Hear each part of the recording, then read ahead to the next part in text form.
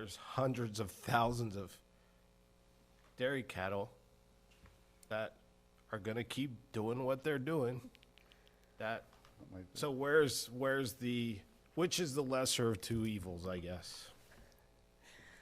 So I think this just focuses on how the city is going to respond to the projected effects of climate change. So how will the city address those as you plan for your emergency operations and emergency systems and as you're ensuring your water supply? And then it really focuses on when you have new development projects, just identifying any potential opportunities to reduce greenhouse gas emissions. And it's not something, it definitely doesn't look outside the city. You'll coordinate with other jurisdictions, you can participate in countywide efforts, but it doesn't anticipate that the city's going to try and offset any of the much larger picture and emissions that far exceed, your change is going to be this big on, a scale that's larger than my arms can reach. So I see, okay. So the state is mandating this and cities have to respond and yada, yada, yada. But at the end, so I guess where is the line in the sand? Because, okay, cities are going to say we're going to do everything that we can for future developments to lower greenhouse gases and, we're going to change our city vehicle fleet to, instead of gasoline, to be hybrid and electric vehicles.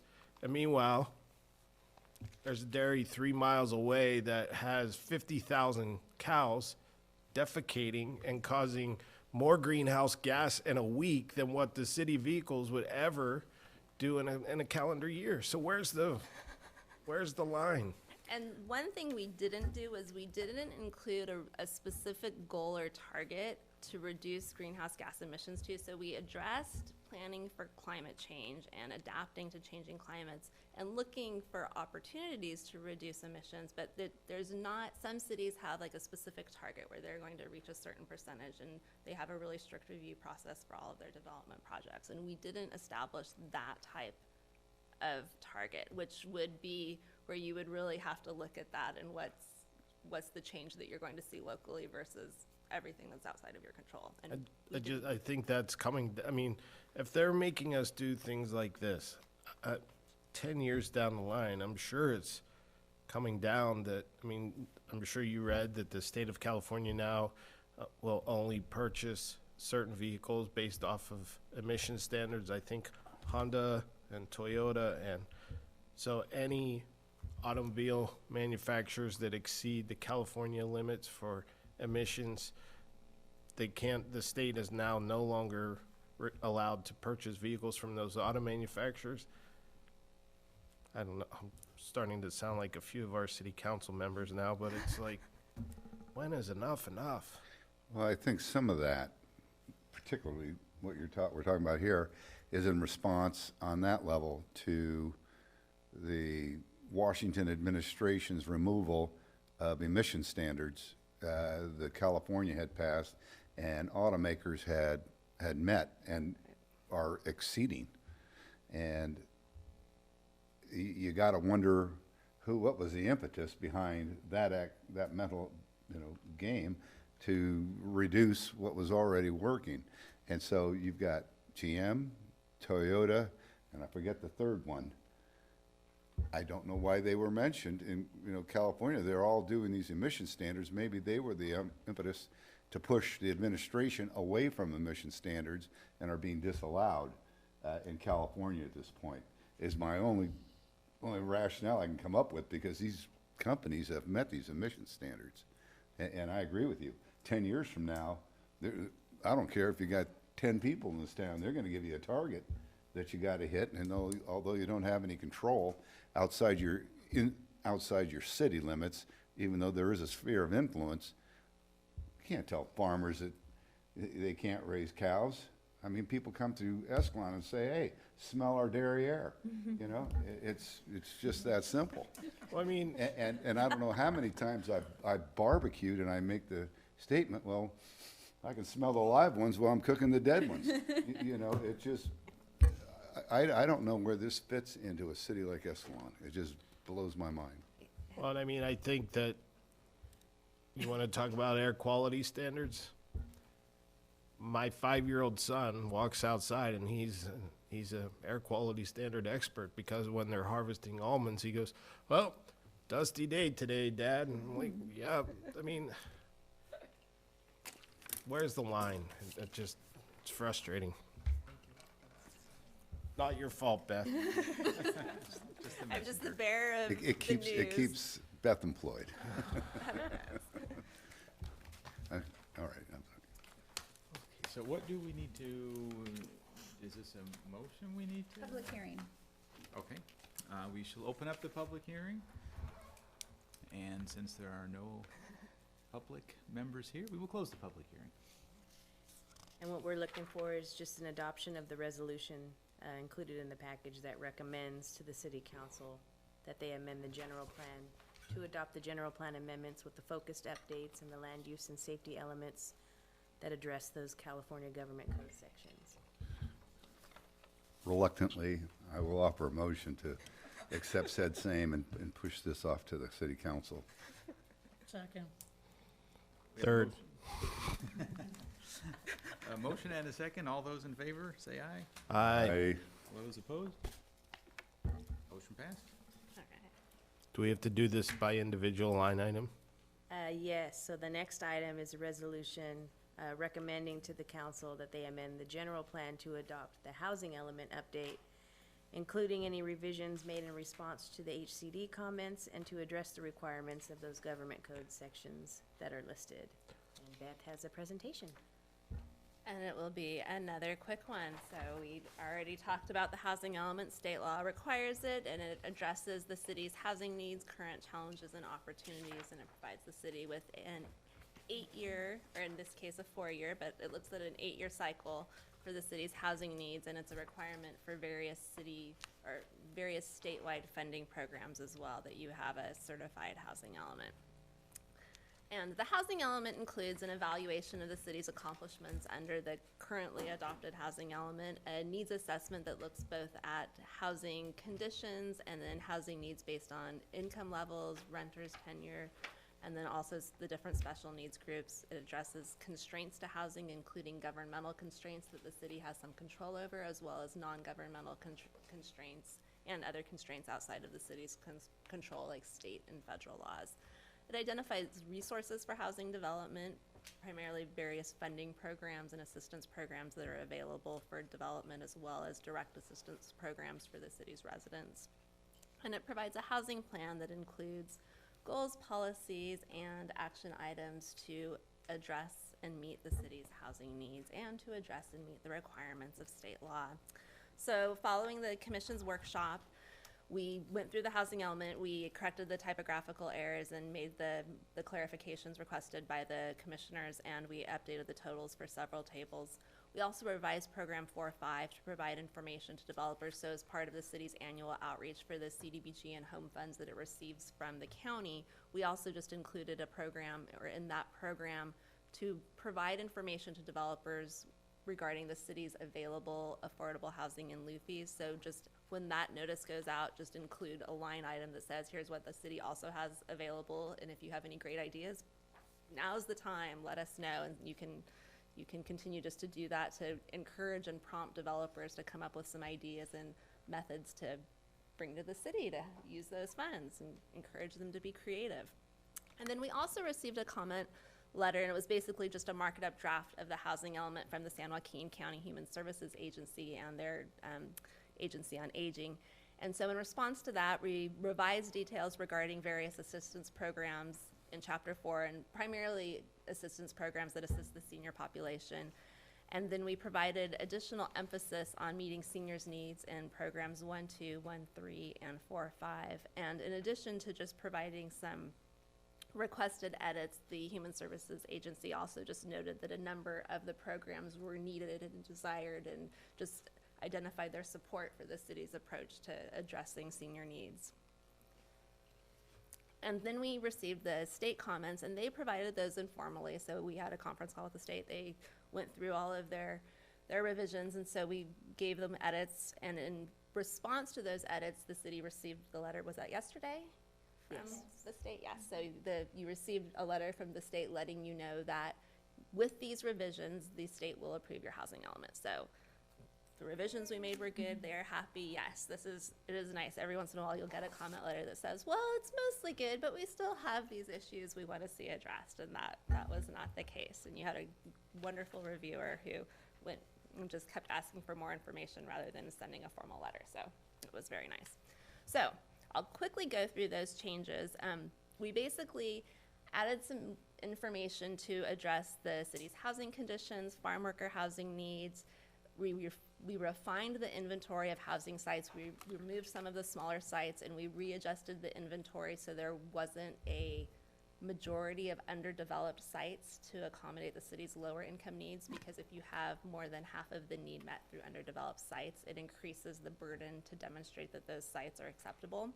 So we balanced it out a bit, and we also removed the R3 site on Ulrey, and we did not propose to replace it because we came up with an approach with the C2 sites that the state accepted. So that site will continue to be on your land use map until you revise your land use map, but it's not necessarily a site that's being relied on by the housing element. And the reason the state wanted to see that removed is because it's set so far back from the public road, and it's part of a much larger industrial designated parcel that the state didn't really think it was likely that it would develop with affordable housing, or housing in general. So that's something that you have some flexibility to think about what you want to do with that site in the future, and if you want to replace it elsewhere in the city with some other type of residential site, or if you just want to leave it and deal with it when you update your general plan at some point in the future. And then we also revised Table 4.4 to specifically identify which R2 sites will accommodate the above moderate income need. So in your previous rounds of the housing element, the state had let us develop the housing element to identify a large amount of moderate income sites with your R2 sites, and then a smaller amount of above moderate income sites based on your R1 inventory. And we just indicated that you had such an excess of R2 that it would easily accommodate any remaining above moderate need. And now they've asked us to specifically identify how many units of moderate and above moderate would be on each R2 site. So there's a greater level of detail than you had seen before. But it also demonstrates that you will see more above moderate income units than just barely meeting the number. So that is nice. And then we updated the tables that just summarize the inventory to reflect the changes to the lower and moderate income inventories. We, address the treatment of manufactured homes. Basically, they have to be treated the same as a single family home, and allowed anywhere that you allow a single family home, you have to allow a manufactured home, and that was just not quite clear in the zoning code, and so we included a program to address that. We addressed the state law. And So in an infill lot, in an existing neighborhood that's single-story, 1,200 square foot homes, we have to allow a mobile home? a manufactured home, not necessarily a mobile home, it has to meet the manufactured housing definition, and it has to be placed on a permanent foundation. So if it's placed on a permanent foundation, it's treated the same as a single-family residence. That's the state law. So there have been a number of laws passed regarding accessory dwelling units, and after you finished making a whole bunch of revisions, there were some more tweaks that were made to the ADU laws. And so basically, the accessory dwelling units now have to be permitted ministerially in all zones that allow residential uses. So previously it was in all residential zones, and that language was refined slightly so that it's in all zones that allow residential uses. And so it would be in a zone that allows residential uses where you have a single family home. So that single family home requirement hasn't changed. So it's not like you would have a multifamily development and put an ADU in the backyard necessarily. You would still have that single family requirement attached to that, and so we include a program in Chapter 6 to address that. And then, as I'd mentioned at the workshop, the state law has new requirements related to accommodating low barrier navigation centers and supportive housing, so we added those additional requirements and included a program in Chapter 6 to address those requirements. We updated Table 5.1 to identify the permitting requirements for emergency shelters in M1 and M2 districts. They're permitted uses, and for some reason those two little boxes of the table were blank, so we filled those in with a P. And then the state was also concerned, and this had come up in previous reviews, and we kind of circled around it, but there's some subjective language in the city's site plan review findings. And so they asked that that be addressed, as well as there were some conflicts in how the PD district is applied, and so there's some internal conflicts in the zoning code. And so we've addressed that, and then we included Program 2.6 to address these concerns. And those are some of the changes that are included in the zoning amendments that are before you tonight as well. And then we also added language describing typically built densities in the city in the non-governmental constraints discussion. And they're really looking for recently built densities, and it's that ongoing conversation with the state where you don't have new subdivisions being approved every week in Escalon. So it's really just very historical densities when we're looking at providing a really clear picture of what densities happen in the city. And so we included that information. And then a number of minor changes were made to the various programs in the housing element. Program 2.2 was reworded to ensure that it's not used to limit the city's accommodation of the regional housing needs allocation. We revised various programs in Chapter 6 to quantify the specific objectives for the programs within the program rather than showing them in a separate table. And then we also added additional special needs groups to programs 4.1, 4.2, 4.4, and 4.5. We included a program to monitor housing fees. The state was concerned that your fees are higher than some other jurisdictions, and we explained that that's because you need various water and sewer improvements, and you can't accommodate new housing if you're not continuing to address your water and sewer needs. So they understood that, but they also just wanted to make sure that you're keeping an eye on how that affects development. And then the state's density bonus parking allowances are more restrictive than the city's parking requirements in a few areas. And we had language that said that a developer could do either or, and so they wanted to make sure that a developer could use the city's parking standards based on unit size, but the density bonus parking standards based on unit size, so a developer could mix and match state law and city standards. I don't think it's going to ever be a huge deal. You haven't had any density bonus requests, but nonetheless, we included a program to address that. And then we added additional information in Chapter 7 regarding public outreach, particularly in relation to translation, and then we summarized the comments that were received, which were the letter and then the gentleman who spoke at the workshop. So I won't go through all of the process. We're here tonight to get your recommendation for City Council, and then we'll take it to the City Council. Assuming your recommendation is favorable, we'll take it to the City Council in December, and then submit the adopted housing element to HCD by the end of the year and be right on time for your deadline. And new requirements. And I'd be Thank you. On page 2-11, under review of effectiveness, program 2-5, this is something I brought up last time. Maybe there's a reason it didn't get changed. Ooh, let me look. I don't think there was. I think I must have skipped the next. Oh yeah, I just missed that. So yes, if it becomes an impediment. The last, okay, should be, okay, what, now tell me what you So have. the last sentence should say, as discussed in Chapter 5, the growth management ordinance should be revised if it becomes an impediment to ensure that the city can accommodate the remainder of its RENA. So I will add that language. Okay, because I think you said may have to be, or maybe that's what I suggested, but that sounds good, Okay. yeah.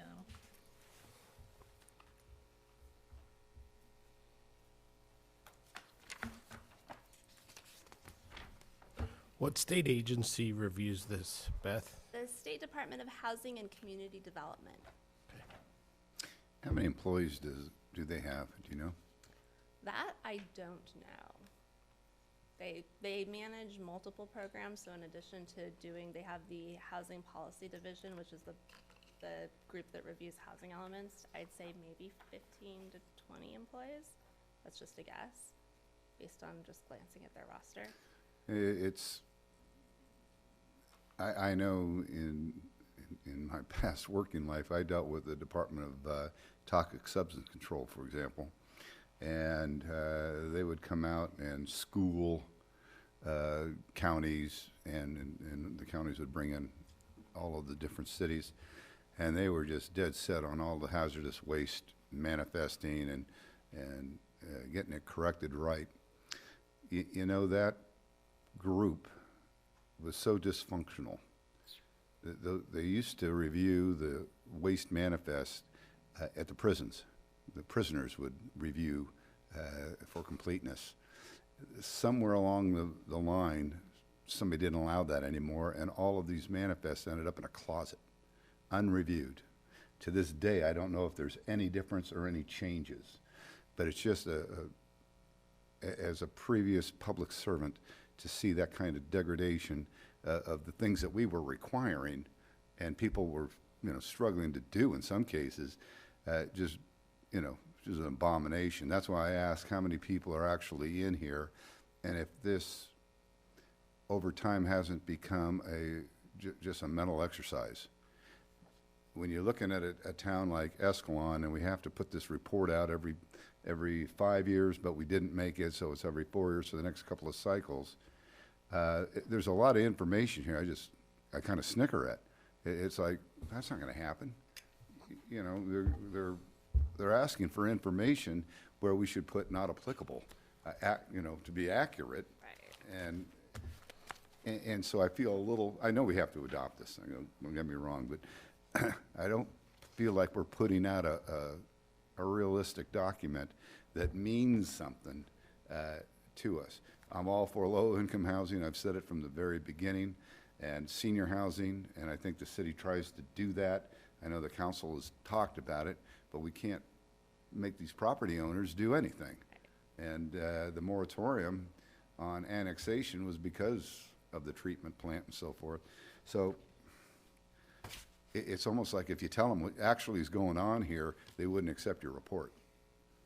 Well, it's still a framework. I mean, I can remember, Beth, I don't know if you were involved, but when we were trying to locate where the second high school would be and where the next elementary school would be, and we had development all over the area in our general plan, but it never happened. It was just a framework. It was something to satisfy, and and then Yeah.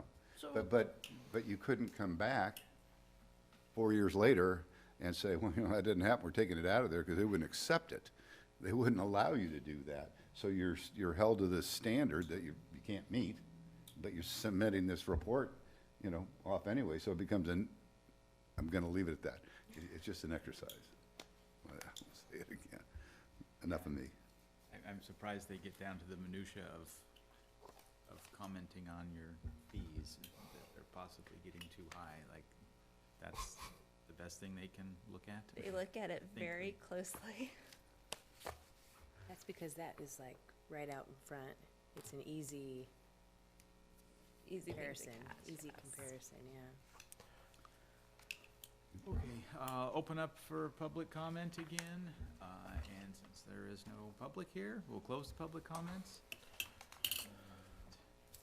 Mr. Chair, I would like to make a motion to adopt the resolution number 02-19 we recommend to the Escalon City Council that they amend the general plan to adopt the housing element update, including any revisions made in response to HCD comments to address the requirements of California Government Code sections 65580 through 65589.8. Second. A motion and a second. All those in favor say aye. Aye. Those opposed? Passed. On to number 7, resolution 0319. Yes, and this is recommending to the city council that they amend the zoning ordinance, Title 17 of the municipal code to implement the housing element of the general plan. And I'll just preface this. So there are a number of programs in the housing element that require changes to the zoning code. And some of those programs you really want to go about developing standards and really thoughtfully addressing, taking some time and preparing those revisions. There were also some things that are kind of, in some essence, the low-hanging fruit. So these are straightforward revisions that just address the requirements of law. And there's not a lot of different approaches to addressing these revisions. So I'll just quickly go through the changes. So in section 17.11.040, there's the city's table that lists the permitted and conditionally permitted uses, and so that table's amended to treat manufactured housing in the same manner as a single-family home. And basically that changes in the C1, C2, and CM zones. A single-family home is allowed as a P2, so a P with a footnote 2. And so the manufactured structures are allowed in the same manner. And then similarly, for multifamily dwellings, we previously for C1 and CM, there was no item 4, so there was a footnote that didn't actually connect back to so there was a footnote regarding condominium and townhouse developments, and that didn't actually connect back to any point in the table, so we added the references to multifamily and residential condominium to clarify where that footnote applies. And then similarly for accessory dwelling units, that was changed to a permitted use in the C1, C2, and CM zones as well. Oh, not in the M1 zone, I am sorry. There's a mistake, so I'll have to remove that from the M1 zone, but to treat it in the same manner as a single-family home. And then section 17.11.040, the same table, a change is made to footnote number 4 to specify that condominium and townhouse developments are approved under the planned development zoning district process in the C1 and CM zones.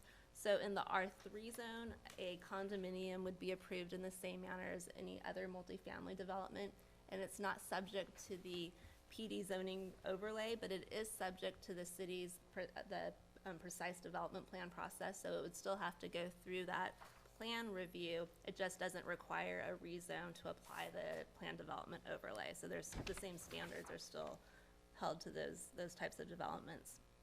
And then similarly, the language for the for chapter 17.24, which addresses the plan development overlay, section 17.24.030 under paragraph B is amended to clarify that the condominiums, townhomes, and community apartment projects and stock cooperatives are permitted in the R3 and C2 zones only with a PD zone. And now I have to go back and just double check that that is correct.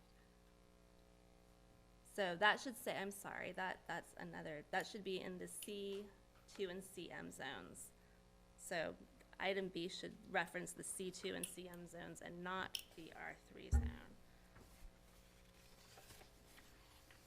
There were several internal conflicts that were just jumping around and trying to make sure that we got rid of those without taking away the condominium and townhouse process for the C1 and CM zone.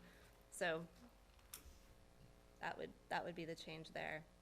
And then for section 17.48050, we added the and parking ratios to the incentives, and we added paragraph D just to identify that a developer can request a reduction in parking ratios for individual units or for an entire project consistent with the ratios identified under section 65915P of the government code, and that's just the density bonus law.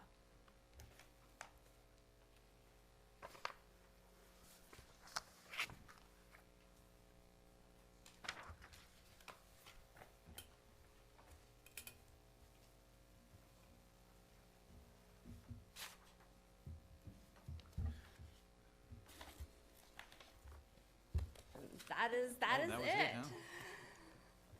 That's all of the exciting changes in a nutshell. So these are much smaller and less changes than last time. Yes. So I think that's pretty good. Try to keep Considering. less and less every time. So I have a question for staff. So, for modifying the zoning code to allow for ADUs in all zoning districts, how does that work? So if someone wants to build an ADU in their backyard and it's zoned for residential, do we have to allow them to do it? Yes. If If they they have meet, an, if they can meet the code requirements, and they got enough area. yeah. I Which know has been lowered. minimized.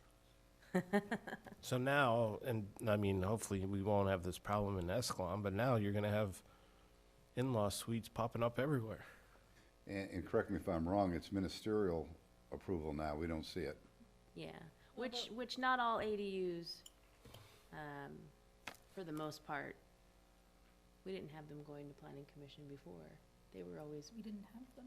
well, we really didn't have them, so. But look how long it's been in effect, and you're not exactly barraged with requests. No, we've had two in the last few years. Yeah, Watch, the next building code will require home builders to build a certain percentage build of an ADU with every home. ADUs. Yeah, Watch, I'll bet you. don't say it though, because they might get It's on you. record. I bet you. I bet you that's what will happen. That'll be in the next round of Yeah. updates. 2020, and then our city council will complain about that. I mean, That'll be an option for the builders to, now they'll have solar plus an ADU in the backyard. A recirculating pump on the water here. Hey, that's touchy. that's a good thing. That's just gonna be an Escalon. Any other comments from up here? No, I thank you for all the work you put in on these things, and I think I've said, you know, what I said about one is probably true about all, and I'm ready to move forward. Okay, anything else down here? I prepared a little speech to talk about this. I'm kidding. I wouldn't put that down. Yeah, we'll finish this up. Okay, so we will open the public hearing on this and close the public hearing. And I will motion that we adopt resolution number 03-19, recommending the Escalon City Council that they amend the zoning ordinance, Title 17 of the Escalon Municipal Code to implement the housing element of the general plan. And would you make that motion with the changes I mentioned in my presentation? But yes, yes, based on your changes. I'll second that. Oh, go ahead. Ms. Willis seconded it. We have a motion and a second. All those in favor, say aye. Aye. Aye. Those opposed? Motion passed. Thanks, Beth. All right. Thank you. Yeah. Thank Thank you, Beth. Thank you for waiting. Thanks, you. staff. Drive safely home. Yeah, Oh, I will. we're all spending the night. Just kidding. We're pitching a tent. Having a camp out in city council chambers. Actually, there's RVs out in the back. Just pick one. We brought sleeping bags. Got keys? All right, next, any administrative matters to share? No, not this time. Okay. Matters presented from the audience, no audience present, so no matters presented. Staff communications? This item will be going before the city council, or these items will all be going before the city council. We're looking at the December 2nd meeting for approval. And then once that's done, we'll get it all organized and submitted.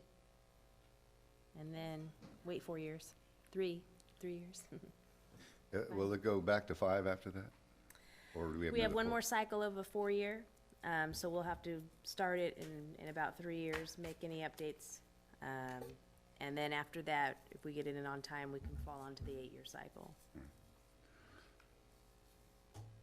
It's like being on probation for a really long time. Double secret probation. No, December 9th. We're looking that way. Are we gonna have a December meeting? We don't have anything as of yet. I don't do many. Why, you want to do another marathon? Yeah, I told him it'd probably be January. Sure. okay. So as of right now, unless something Miraculous happens. super important comes up, I don't think we'll have a December meeting. Okay. All right, any commission communications to share? I just wonder if there's an update on Orlando's. On our what? Orlando's. I heard that the property's headed into escrow. That's the most recent update I got. So they are getting the property across the street for the Chevron? We haven't heard Not that that I'm yet. aware of, no. Oh, it's just the store. Yeah, they plan on fitting the 4 pumps up there on the property somehow and still doing the property, but we haven't seen the site plan. We've asked a few times, we've gotten a floor plan of the inside, but we haven't gotten the outside site plan yet. Last I heard was 2 pumps. And maybe they could have dropped it to 2. You're hearing more than we are. We're not on the street enough now.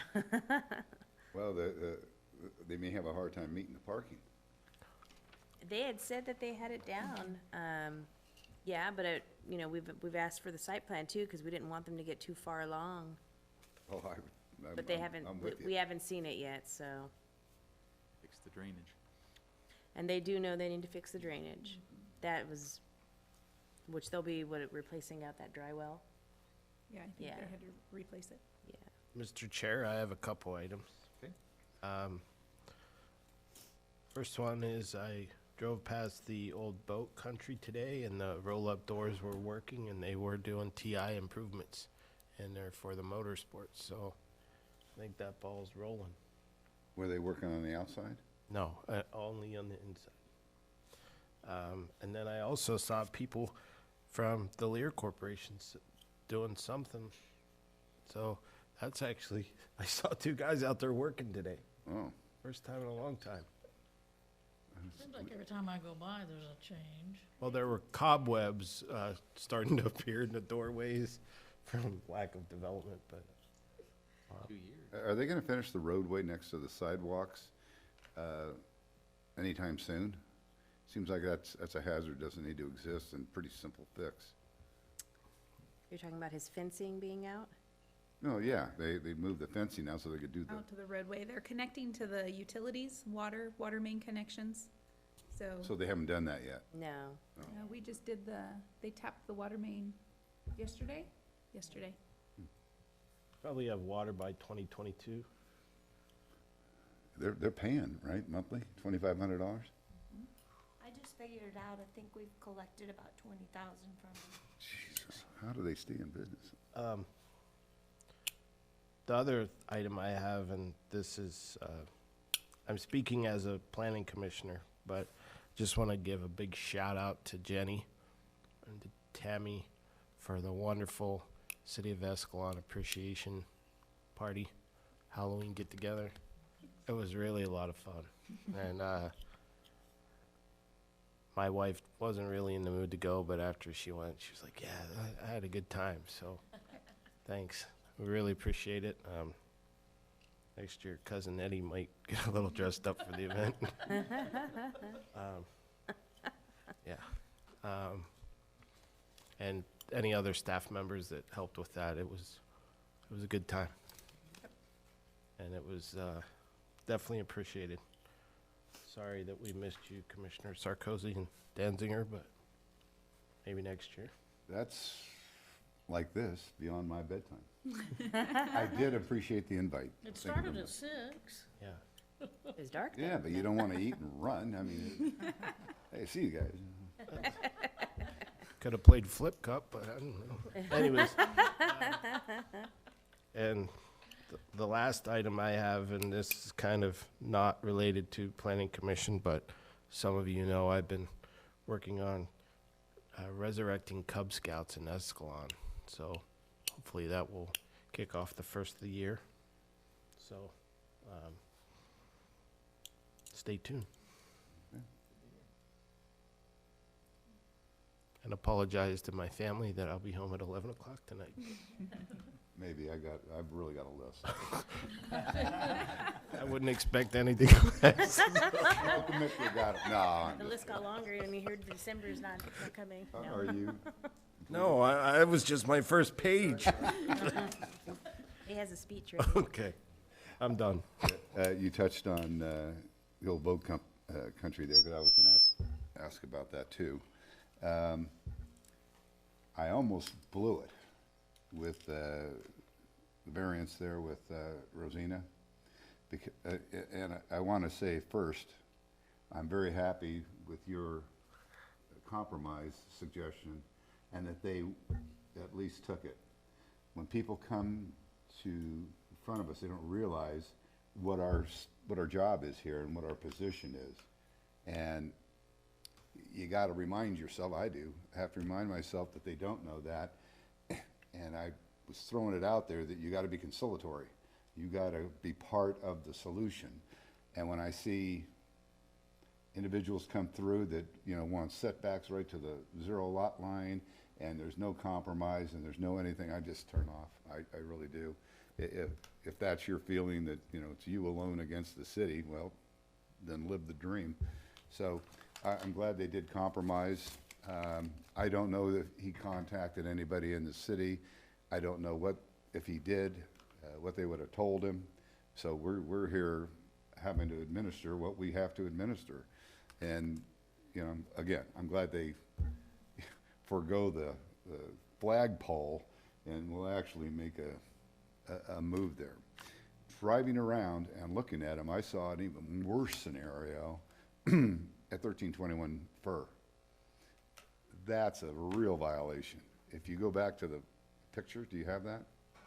The one next door Is that the one with the bushes? with the fence? The one, yeah, well, yeah, the little fence.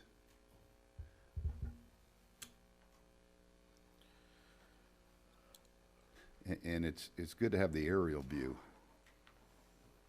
Okay, if you look to the right of his backyard, you see the house. There's probably a better picture than this. Are you talking about those extra There's all kinds of different outbuildings here. two outlet buildings, yeah?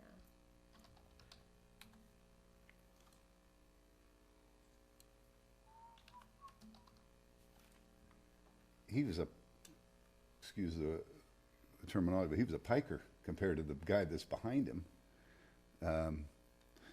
Oh, my God. Looks like Look at that. greenhouses. Another compound. I mean, That's an ADU, That looks like it's 380. triple wide. well, you've got a canvas garage, for lack of a better term.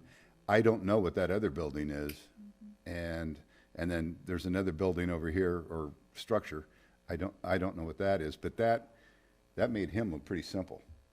I was thinking, let him go and address these guys. This is an old picture I was though, gonna say that, it's old. because You drive down that street, You can that's see 'em? accurate. Yeah, but you Yeah. could see them in the other, in the pictures from the staff report. Yeah, they're there.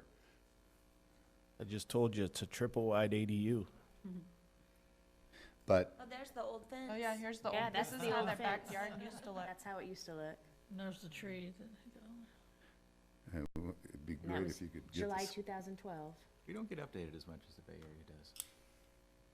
2012 is a lot of what we see. Yeah. It depends, like, if you're looking, like, on street view, Street view's bad. It's Yeah. behind, yeah.